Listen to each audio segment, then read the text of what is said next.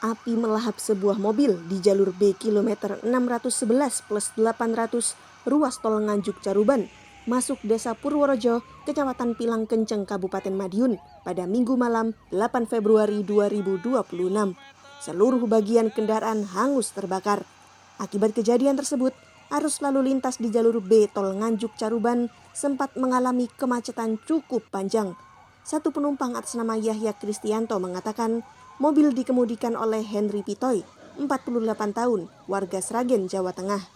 Mobil ini sedang dalam perjalanan dari Denpasar, Bali ketika mendadak bersuara tidak normal dari bagian mesin depan.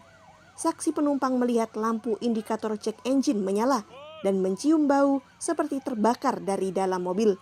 Terdengar pula semacam suara kipas yang berbunyi cukup kencang. Sopir memutuskan segera menepikan mobil di bahu luar jalan tol. Begitu sudah dipinggirkan, mesin mobil tidak bisa dimatikan.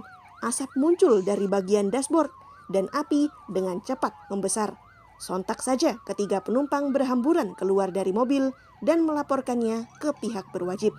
Kabid Kesiapsiagaan dan Pengendalian Bahaya Kebakaran Satpol PP Kabupaten Madiun, Andi Kurniawan, mendatangkan 3 armada pengendali api ke lokasi, meliputi mobil pemadam kebakaran, mobil suplai air, dan mobil komando. Dipastikan tidak ada korban manusia akibat kejadian ini. Arus lalu lintas kembali berangsur normal.